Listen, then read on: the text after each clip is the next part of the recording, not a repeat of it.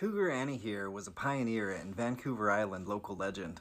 She spent 65 years in a remote homestead near Hesquiat Harbor at Boat Basin. While she was there, she raised 11 children, outlived 4 husbands, cleared 5 acres of dense forest, and planted a sprawling garden. At the end of her life, she claimed to have shot about 60 cougars and 80 bears, which is how she came by the name Cougar Annie.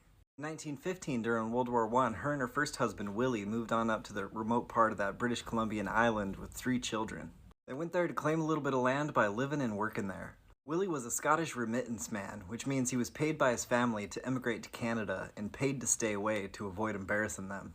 So part of the reason they moved up to that 5-acre plot of land was they were trying to save him from an opium addiction and ensure that he would still get those remittance checks. They started clearing trees, tearing out stumps, and building paths, but then Willie drowned in the ocean in 1936. Many people expected that she would return to California at that point, but she was making a bit of money with a bunch of different schemes. Like, she established a general store and set up a post office in front of her home that they built. She forged signatures on a petition to get the post office established so that the Canadian government would bring her mail right to her door. And she sold plants and bulbs that grew in her garden by mail. She also claimed a $10 to $50 bounty on all those cougars. Still, she wanted another husband, so she put out an advertisement in farming magazines and newspapers.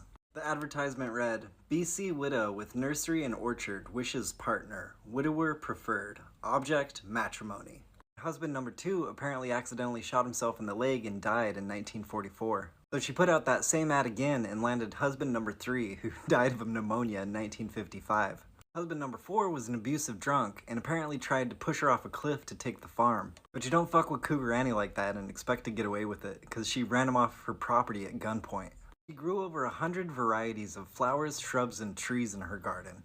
She hardly ever left the property until she was into her 90s. After she got too old and blind and frail to take care of her property, she got her friend Peter Buckland to buy the property in the 80s, and he says he was basically coerced into it. But he got to work restoring the property, and it's since been declared a provincial park. You can visit at certain times of the year by boat, float plane, or by hiking there. He also runs that instantaneous igram I've been showing you called Cougar Annie's Garden.